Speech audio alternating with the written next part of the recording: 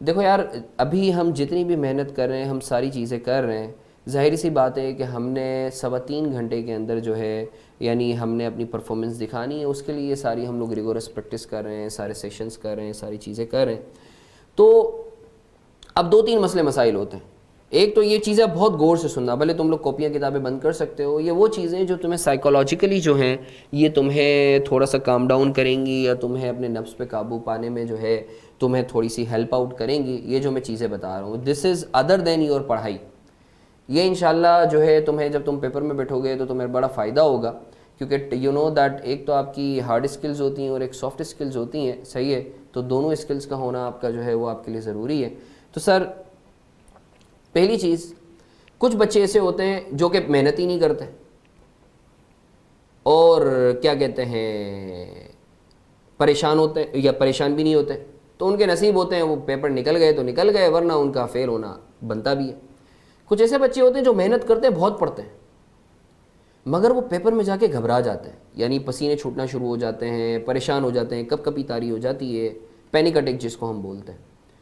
तो सर, सबसे पहले मैं इसको एड्रेस करूं, क्योंकि काफ़ी ऐसे बच्चे हैं, मैं अपने दोस्त यारों को भी जानता हूं, बहुत अच्छा पढ़ते हैं यार, 50-50 क्वेश्चन सॉल्व किए हैं, हिफ्ज़ हैं, किताबें हो गई हैं, मगर पेपर में जाते हैं तो अजीब घबराहट हो जाती है। तो सर, इसका एक हल है, कोई मंजन तुम्हें काम नहीं आएगा सिवाय एक मंजन के, एक हल के, कीप प्रैक्टिसिंग। बाकायदा 3-3.25 घंटे का माहौल बना के बाकायदा अटेम्प्ट करो पेपर, मोबाइल वगैरह सब साइड पे रख के। आपको पता है, जैसे हमारी आर्मी है तो बाकायदा इनकी क्वार्टरली बेसिस पे या एक पीरियोडिक बेसिस पर ना बाकायदा एक जंग का माहौल बना के उनकी मशकें करवाई जाती हैं।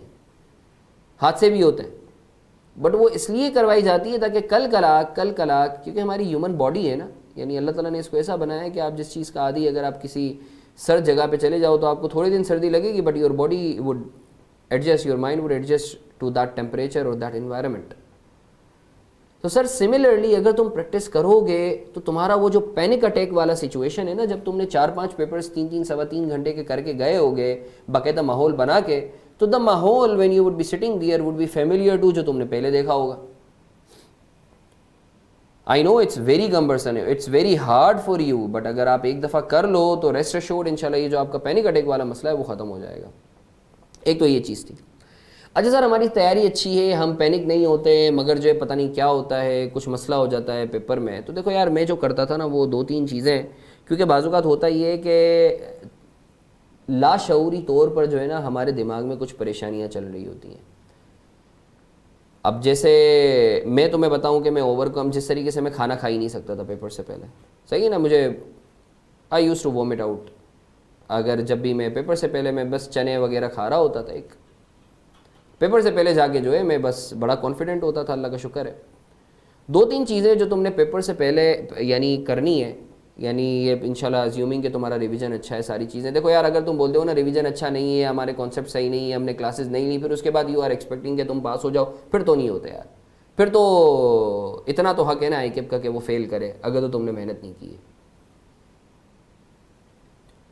अज्यूमिंग तुमने रिवीजन भी किया है, सारी चीज़ें सही हैं, ये जो 2-3 टिप्स हैं that would be topping on the cake, जो तुम्हें हेल्प आउट करेंगी, मैं शेयर कर दूंगा मरियम, मैं बिल्कुल शेयर कर दूंगा। ये तुम्हारे लिए बड़े फ़ायदेमंद होंगी जब तुम एग्ज़ाम में बैठोगे या एग्ज़ाम से पहले। सर, एक तो ये है कि देखो, एग्ज़ाम से एक दिन पहले जो है ना, जो तुम्हें टॉपिक्स तुमने रिवाइज़ किए हुए हैं, कोशिश करो कि बहुत सारी चीज़ों की बजाय ना अभी से प्लान आउट करके, अगर 1 दिन का गैप है या 2 दिन का गैप है, उसको प्लान करके तुम अकॉर्डिंगली हर टॉपिक के बहुत इंपॉर्टेंट क्वेश्चंस तुमने सिर्फ वो अटेम्प्ट करने। तुम अगर पलंदा लेके बैठोगे ना तो फिर परेशान हो जाओगे, घबरा जाओगे। अपनी चीज़ों को समराए, वो होता है ना आपका जो है प्रिज्म, तो सर आपने जो है वो रिवर्स प्रिज्म स्ट्रेटेजी फॉलो करनी है कि आहिस्ता आहिस्ता, अभी तुम बहुत सारी चीज़ें कर रहे हो, अब आहिस्ता आहिस्ता करके पेपर से पहले ना वो चीज़ें इस तरीके से सिमट जानी चाहिए। जैसे मैं पेपर से पहले क्या करता था, 1 दिन पहले तैयारी तो जो करनी थी वो तुमने कर ली ना, मैं क्या करता था, कुछ ऐसे कॉन्सेप्ट्स होते हैं जो बार बार जो है ना मुझे कंफ्यूज करते हैं, तो I use to put on sticky notes on that question कि यार इस क्वेश्चन के अंदर ये ट्रीटमेंट है जो मुझे याद रखना है। तो तुम क्या कर सकते हो, जैसे अभी तुम क्वेश्चन कर रहे हो, कॉम्प्रिहेंसिव क्वेश्चंस मैं भी दूंगा, तो कुछ ऐसे कॉन्सेप्ट होंगे तुम अभी तो समझ में आ जाएगा, बाद में रिवाइज करोगे तो भूल जाओगे। So what you are to do, उसके ऊपर नोटिंग कर लो कहीं।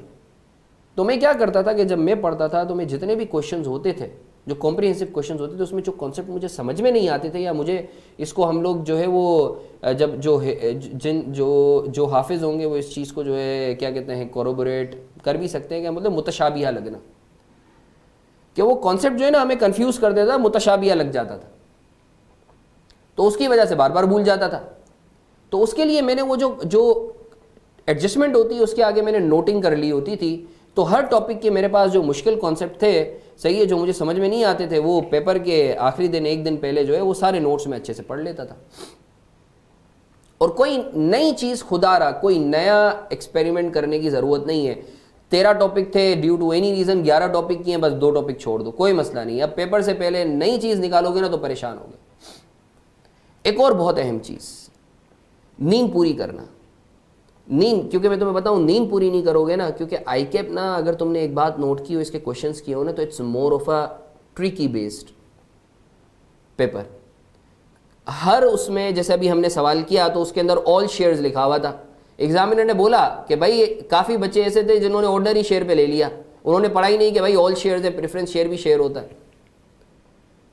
तो नींद पूरी करो आराम से, सुकून से। बल्कि मैं तो बोलूँगा अगर जो है क्या कहते हैं तुम थोड़ा सा सुकून करने के लिए कोई तफरी करने के कोई गेम वेम खेलना चाहते हो तो तुम खेल सकते हो पेपर से पहले, आधे पौने 1 घंटे के लिए। ऐसा नहीं पूरी रात ही लगे पड़े रहो। आराम से नींद पूरी करो, 8-9 घंटे की नींद पूरी होगी ना, दिमाग चलेगा तुम्हारा। जो पढ़ना था वो तो पढ़ लिया यार। और एक और चीज़, 100 में से 50 मार्क्स चाहिए। मैं अल्लाह की कसम खा रहा हूँ, सीए मुश्किल नहीं है, बहुत आसान है। तुम लोग मसला ये परेशान इसलिए हो जाते हो क्योंकि तुम उन लोगों से पूछते हो जो कि ऑलरेडी फेल हुए हैं, तो वो तो तुम्हें अपना एक्सपीरियंस वैसा ही बताएंगे। तो खुदारा दूसरों की बातों में नहीं आओ। अगर कोई बोलता है, और एक और चीज़, सर FR1 का जो पासिंग रेशियो है वो तो इतना कम है, तो सर हम तो फेल। ओ भाई, दूसरों से तुम्हारा क्या ताल्लुक है? मेरी पता है क्या दुआ होती थी, मैं अल्लाह से एक दुआ कर, वो बोला अल्लाह एक बच्चा भी पास हो ना वो मैं हूँ। मैं ये थोड़ी, मैं भाई वो दूसरों की ज़िंदगी है, तुम्हारी अपनी ज़िंदगी है यार। तुमने अपना जो है अपने आप से कॉम्पीट करना है यार। तो अगर तो तुम जो है मजमे का हिस्सा आम इंसान बनना चाहते हो तो फिर बनो, फिर यही परसेंटेजेस लगाते रहो कि अच्छा यार सही है, दिल को बहलाने के लिए ख्याल अच्छा है, गालिब दूसरे फेल हो रहे हैं तो हम भी फेल हो रहे हैं, कोई मसला नहीं है। मैं वाकई ये दुआ करता था कि अल्लाह एक बच्चा भी हो ना वो मैं हूँ जो पास होने वाला। और अल्लाह का शुक्र है, अल्लाह ताला ने मुझे कभी मायूस नहीं किया। तो सर ये तो एक बात। दूसरी बात अगर मैं तुम्हें बताऊं, नींद पूरी कर ली तुमने, पेपर का दिन आया। भाई पेपर अगर तुम्हारा 9 बजे है ना, तो कोशिश करो घर से, अगर तुम्हारे घर का जितना भी सफ़र है तो मल्टीप्लाई बाई 2 करके उससे पहले निकलो। स्पेशली कराची के अंदर जैसे कुछ भी पता नहीं होता, मैं काफ़ी ऐसे स्टूडेंट्स को जानता हूँ कि सर नॉर्मल टाइम पे निकले मगर आगे हालात ख़राब थे या पता नहीं क्या था, उनका पेपर रह गया, आधा घंटा पौना घंटा लेट पहुँचे। तो खुदारा जो तुम्हारा टाइम है उससे भले क्या हो गया, लेट हो गया ना, कोई मसला, वो जल्दी पहुंच जाओगे ना, जल्दी पहुंचने में क्या बुराई है, कोई मसला नहीं है। 9 बजे पहुंच, तुम्हें 8:30 बजे पहुंचना था, तुम 8 बजे पहुंच जाओगे, कोई मसले वाली बात नहीं है। तो जल्दी निकलना, जो तुम्हारा टाइम है उसको मल्टीप्लाई बाई 2 करके निकलना। 1 घंटे का सफ़र है, 2 घंटे पहले निकल जाओ ताकि तुम पहले पहुंच जाओ। एक और चीज़, अहम चीज़, अब असल में होता ये है कि कुछ जो है ना, यानी जो है on a very lighter note, कुछ चरांदी बच्चे होते हैं जो है ना हर बच्चे के पास जाते होंगे, तुम्हारे दोस्त यारों में भी होंगे कि यार ये आ रहा है, ये कर ले, तूने ये किया था, अच्छा तूने यार ये भी करना था, अरे यार ये क्यों नहीं किया। वो जो बच्चे होते हैं ना वो तुम्हारा कॉन्फिडेंस शेटर करते हैं, उनसे दूर रहना, अल्लाह के वास्ते पेपर से पहले उनसे दूर रहना। वो होते हैं, वो मासूम बच्चे होते हैं, जाहिर सी बात है, उनसे दूर रहना अल्लाह के वास्ते, वरना परेशान हो जाओगे। तुम्हें लगेगा कि तुमने कुछ किया ही नहीं है अगर उनसे मिलोगे तो। जितना किया है सही है, काफ़ी है। वो एंड टाइम पे जैसे हमारी, क्योंकि वो एक जो है नॉर्मल इंटर वाली सोच है ना कि यार ये इंपॉर्टेंट आ रहा है, ये पता चला है, तो भाई ऐसा कुछ नहीं है, इट्स अ प्रोफेशनल बॉडी, ठीक है। तो खुदारा अच्छे से तैयारी करके जाओ, उन बच्चों से दूर रहो जो जाहिर सी बात है तुम्हें पेपर से पहले कंफ्यूज करें, सही है। आराम से सुकून से जो है अपना जो है इबादत करते रहो, इस्तग़फ़ार करते रहो, जो भी तुम्हें पढ़ना है, इसके बाद सर क्या 9 बजे जाए पेपर में? नहीं नहीं, 15 मिनट पहले जाओ। देखो तुम जिस एनवायरनमेंट में जा रहे हो ना, मैं तुम्हें बताऊं कि जैसे मेरी हार्ट बीट थोड़ी तेज़ होती थी जब मैं पेपर में जाता था शुरू में, तो वहाँ जाके तुम 15 मिनट पहले बैठ जाओ तो थोड़ा सा सुकून में आ जाओगे। यानी मेरा बड़ा ईमान है, थोड़ा सा स्पिरिचुअली के दरूद शरीफ में पढ़ता था या आयतुल कुर्सी में पढ़ता था, तो यानी थोड़ा सा जो है I use to get calm down. तुम जिक्र कर सकते हो, विर्द कर सकते हो, या जो भी तुम्हारी थेरेपी है, what ever you feel comfortable. मेरे लिए ये थी, मैं दरूद शरीफ का जिक्र करके आराम से सुकून से बैठ के थोड़ा सा अपने सांस को नॉर्मलाइज करना, घबराहट जो है उसको नॉर्मलाइज करना। या देखो एक चीज़ याद रखो, अगर तुमने मेहनत की है ना,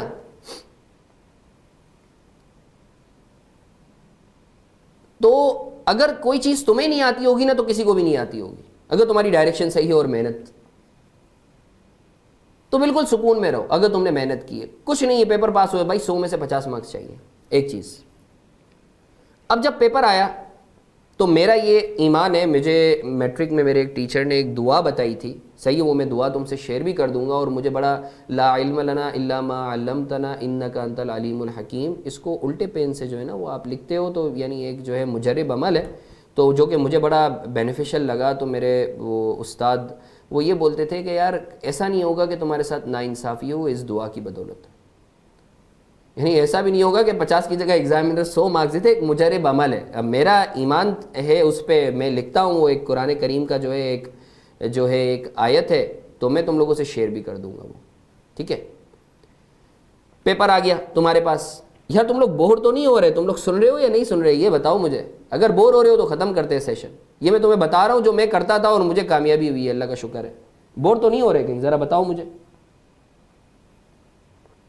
तो कंटिन्यू करूं या नहीं करूं? ये फेसबुक वालों से भी है, फिजिकल वालों से भी है, और जूम वालों से भी है, तीनों से मैं पूछ रहा हूं।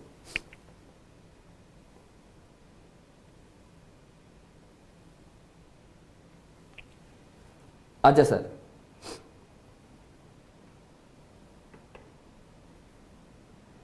अब पेपर आ गया तुम्हारे सामने, अब पेपर आ गया, ये मैं पूरी तुम्हें जो है ना कहानी सुना रहा हूं, पूरी जो तुम्हारे पेपर की है। कैफ 1 में शायद काफ़ी बच्चे अभी पहली दफ़ा बैठ रहे होंगे ना, क्योंकि it's a basic paper of Kaif, तो तुम्हें शायद, अब जब पेपर आता है ना तो तुम्हें 15 मिनट एक्स्ट्रा मिलते हैं। तो भाई वो 15 मिनट के अंदर ना बच्चे क्या करते हैं, वो क्वेश्चन पेपर पर ही लिखना शुरू कर देते हैं, फुल जज्बाती हुए हुए होते हैं ना। सुकून में रहो, तुम जंग जीत जाते हो अगर तुम्हारी प्लानिंग अच्छी है। तो 50% तुम कोई भी अगर जो है तुम किसी भी जो है क्या कहते हैं मोर्के पे निकलते हो, सही है ना, तो if you have got the good planning, सही है ना, सो यू आर डन। 50% जो है 50% तो तुमने सर कर लिया। तो वो जो 15 मिनट होते हैं ना, दैट्स फॉर प्लानिंग पर्पजेस। अब उसमें बच्चे क्या करते हैं, कुछ बच्चे MCQs करना शुरू कर देते हैं, या कुछ बच्चे जो हैं क्या कहते हैं वो क्वेश्चन पढ़ के परेशान होना शुरू कर देते हैं। भाई मैं क्या करता था, मैं पूरे क्वेश्चन को पढ़ता था, पूरे क्वेश्चन को पढ़ता था, यानी हर क्वेश्चन को मैं पढ़ता था, सबसे पहले रिक्वायरमेंट पढ़ता था और मैं की वर्ड्स को हाईलाइट करता था हर क्वेश्चन में। अच्छा लिखना मना है, ICAP का जो है ये क्वेश्चन पेपर पे आप लिख नहीं सकते हो। तो कुछ बच्चे लिखते हैं तो फिर वो जो है इन्विजिलेटर आके तंग करता है, तो फिर तुम परेशान हो गए। कोशिश करो इन्विजिलेटर को दूर रखो, कोई ऐसी हरकत ना करो, क्योंकि इन्विजिलेटर आएगा बिला वजह तुम्हारा दिमाग जो है डिस्ट्रैक्ट होगा। तो कोशिश करो कोई ऐसी हरकत ना करो। और ऑब्वियसली ये जो है आपको ज़बरदस्ती या कोई जो है जानबूझ के इन्विजिलेटर तंग नहीं करेगा, आपने कोई हरकत की होगी तभी तंग करेगा। तो सर मैं क्या करता था, मैं रिक्वायरमेंट पढ़ के हर क्वेश्चन के जो कीवर्ड्स होते थे ना, I used to highlight those keywords, क्योंकि उन कीवर्ड्स के अंदर जो है ना पूरा गेम छुपा होता है और उसके मार्क्स होते हैं। जैसे अभी हमने क्वेश्चन की, तुमने देखा होगा कितने कीवर्ड छुपे हुए थे।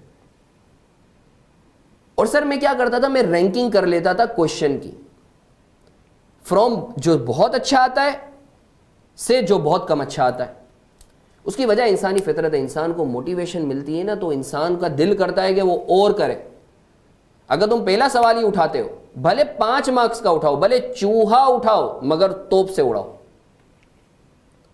वो जो तुम तोप से उड़ाओगे ना, उसको तोप से उड़ाने का मतलब है 5 में से 5 मार्क्स जो आएंगे ना, वो जो तुम्हारा कॉन्फिडेंस बूस्टअप होगा ना, that would be so amazing, that would be the booster.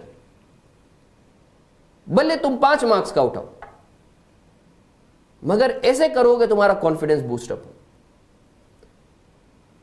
जो मुश्किल आवाज़ नहीं आ रही मेरी? आवाज़ आ रही है या नहीं आ रही मेरी? आवाज़ आ रही है या नहीं आ रही?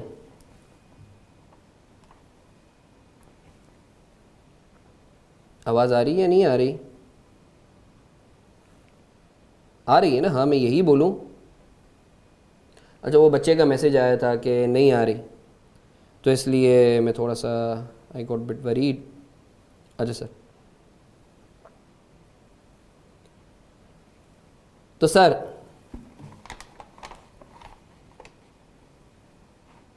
तो आप समझ गए कि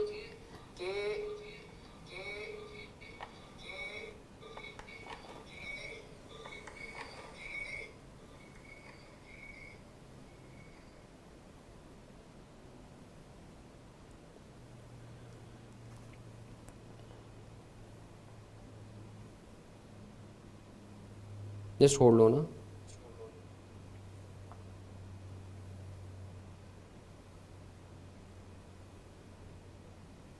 अच्छा सर, आई एम श्योर मेरी आवाज़ इको नहीं हो रही।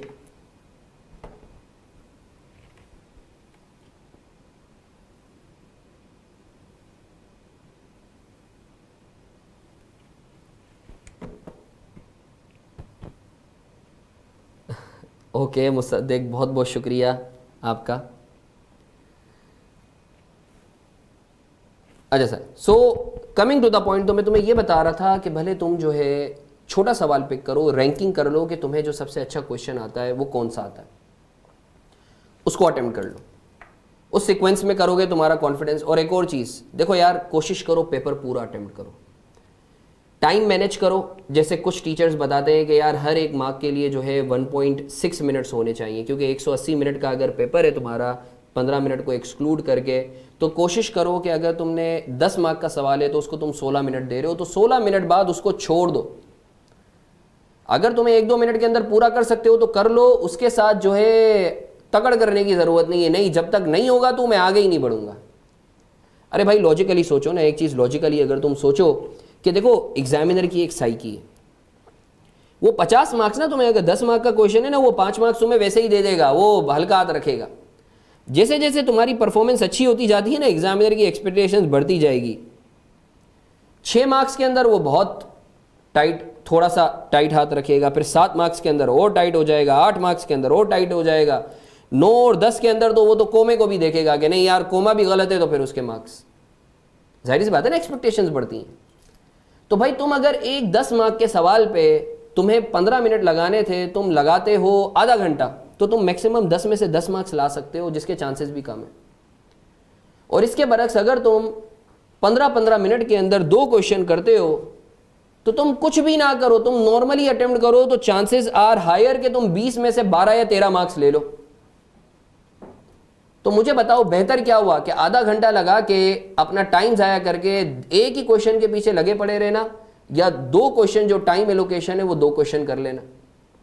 ऑब्वियसली थोड़ा सा स्मार्ट वर्किंग करो। और मैं यही करता था। मैं तुम्हें बताऊं, मेरा मैनेजमेंट अकाउंटिंग का पेपर था जब, अभी तो CFAP के अंदर जो है जब मॉड्यूलर सिस्टम था, तुम यकीन करो वो अटेम्प्ट हमारी काली अटेम्प्ट कहलाती है। आवाज़ आ रही है ना? बस काली अटेम्प्ट कहलाती है। उसमें शायद बहुत कम बच्चे पास हुए थे, शायद मेरे ख्याल से 70 या 80 बच्चे पास हुए थे, और बच्चे जा रहे थे, अटेम्प्ट ही नहीं होता था। बट मैं सुकून से बैठ के हर क्वेश्चन को अटेम्प्ट किया। अच्छा, एक और कॉन्फिडेंस देने का मैं तुम्हें एक बड़ा, मुझे जब भी होता था ना, वो वही वाली बात ना, हम तो डूबे हैं तुम्हें भी ले डूबेंगे सनम।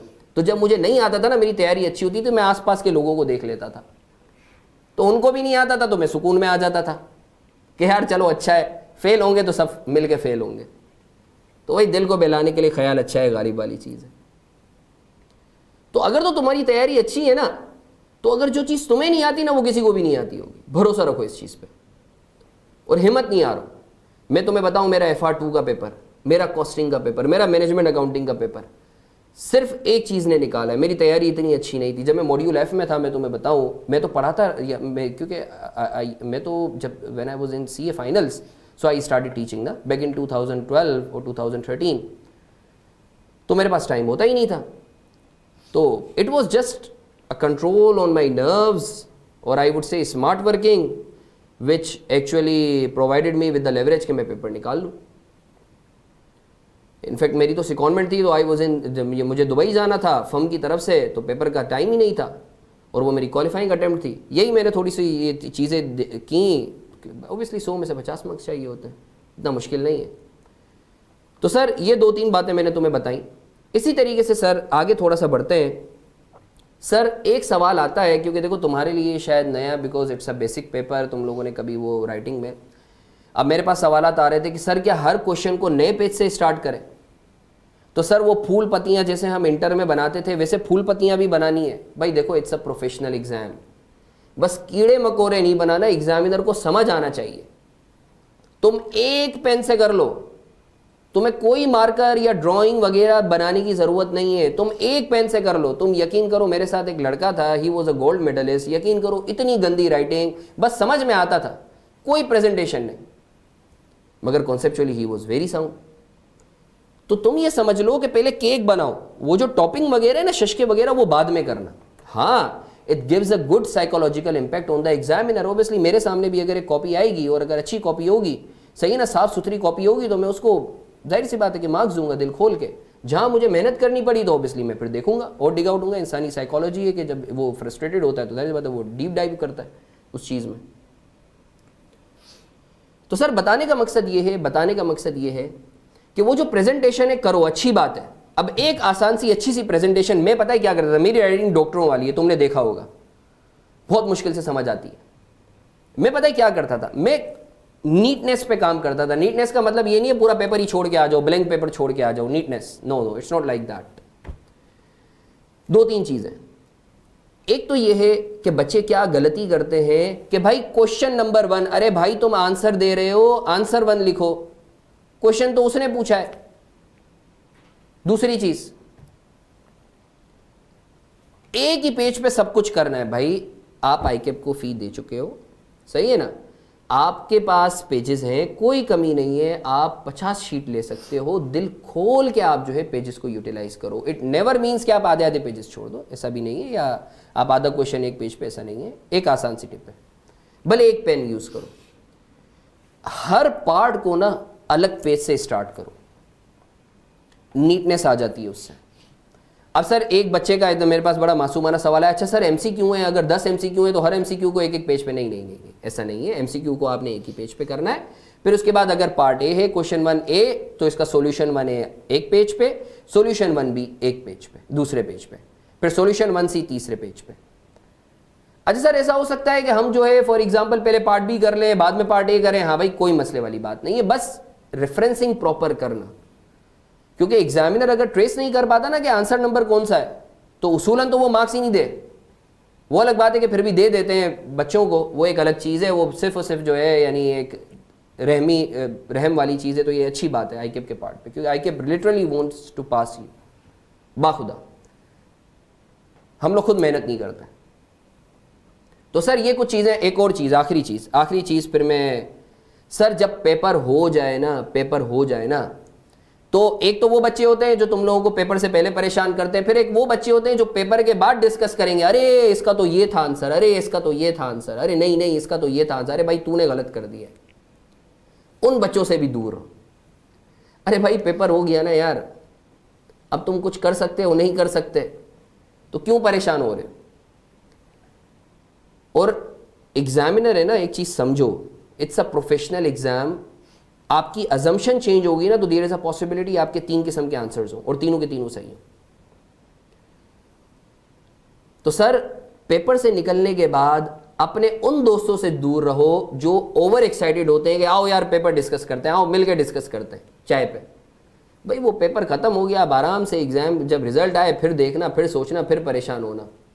अभी से क्यों परेशान हो रहे हो जिस चीज़ को तुम, ये तो वही वाली बात है कि सर सेहरा के अंदर जो है वजू कैसे करें, आप ये बताएं। ऑब्वियसली पॉसिबल ही नहीं है। एक चीज़ जब हो गई तो हो गई यार, लेट इट बी। तो सर ये कुछ चीज़ें सही है जो मुझे, और एक आखिरी चीज़, एग्ज़ाम से पहले और जब भी मैं दुआएं, तुम्हें पता है कि रिज़ल्ट से पहले जो है, एग्ज़ाम से पहले नहीं, एग्ज़ाम में भी खैर इबादत वगैरह होती हैं, रिज़ल्ट से पहले जो है एक अलग से ही मुसलमान जो है वो जागता है ना अंदर। तो मैं अल्लाह से ये दुआ नहीं करता था या अल्लाह जितना मैंने किया है उतने मुझे मार्क्स मिले, अच्छे मार्क्स मिले। मैं डायरेक्ट टू द पॉइंट अल्लाह से मांगता था, या अल्लाह पास करवा, कुछ भी हो जाए पास करवा, टू द पॉइंट दुआ मांगो। और अल्लाह का शुक्र है अल्लाह ताला ने मुझे कभी मायूस नहीं किया। माँ बाप की दुआएं थी, हाँ मेरी एफर्ट्स भी थी, मैं स्टूडेंट्स को पढ़ाता रहा हूँ, उन सब का ऑब्वियसली आज जो मैं जिस पोजीशन पर हूँ, जिस लेवल पर हूँ, अल्लाह ने जितनी इज़्ज़त दी है तो ऑब्वियसली तुम लोगों की दुआएं भी हैं। तभी मैं कोशिश भी करता हूँ कि जो है मैं रीपे भी करूँ इन द फॉर्म ऑफ कि मैं जितना तुम लोगों को जो है चीज़ें बता सकता हूँ, गाइड कर सकता हूँ। तो सर ये कुछ टिप्स हैं जो क्या कहते हैं मुझे पर्सनली बहुत फ़ायदा हुआ है इन टिप्स से, इन चीज़ों से, इन टेक्निक से, ठीक है ना। तो आई एम श्योर इंशाल्लाह तुम लोगों को भी फ़ायदा होगा। तो sir this is it from my side. Thank you so much for bearing me for like so long hours, for such a long tenure. अच्छा सर कुछ क्वेश्चंस एक बच्चे का, 2-3 बच्चों के मेरे पास कि सर बाकी जो टॉपिक थे उनका, तो यार what I am planning is, एक तो मैं तुम लोगों को अपने रिकॉर्डेड लेक्चर्स दे दूंगा जो भी कॉम्प्रिहेंसिव क्वेश्चंस हैं। तो सर जो है क्या कहते हैं जो कॉम्प्रिहेंसिव क्वेश्चंस हैं उसके अलावा रिकॉर्डेड लेक्चर्स के अलावा मैं नेक्स्ट वीक प्रोबेबली ना एक लाइव सेशन रखूंगा जिसमें ये 16, 20, 23 के रिकॉर्डेड लेक्चर्स सुन के दे दूंगा, मैं लाइव सेशन भी रखूंगा। सही है, तो I will keep you posted people on my group. जो भी मटीरियल होगा वो मैं ग्रुप पे तुम लोगों से शेयर करता रहूँगा। सही है ना। आई एम श्योर तुम लोगों को आज मज़ा आया होगा, तुम लोग बोर नहीं हुए होगे, और आज का session would have been a value addition for all of you. So thank you so much Mariam for your kind words, thank you so much Ubaid for your kind words। तो जो है इंशाल्लाह फिर आप लोगों से मुलाकात होती रहेगी। सही है, जो बच्चे ग्रुप पर नहीं हैं मैंने नंबर लिखा हुआ है, you just need to WhatsApp me और WhatsApp my team, they would be adding you up, और आपको जो पोर्टल पे लेक्चर्स वगैरह चाहिए वो भी आपको मिल जाएंगे। सही है, ग्रुप पे ऐड हो जाओ, उससे ये होगा कि वॉइस नोट वगैरह जो मेरे होते हैं, मैं कुछ कीवर्ड्स बता रहा होता हूँ, कुछ अहम चीज़ें बता रहा होता हूँ, तो you would be updated with those key notes and some important areas जो मैं बता रहा होता हूँ। तो sir this is it from my side. Thank you so much students for your kind words, it really means to me, it actually gives me fuel to do more and more for all of you। तो इनायत साहब are you with us, और ज़ीशान भाई?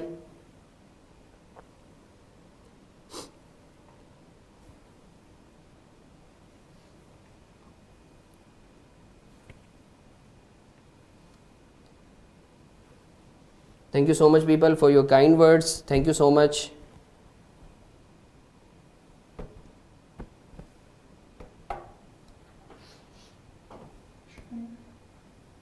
चल रही है इनायत साहब, over to you.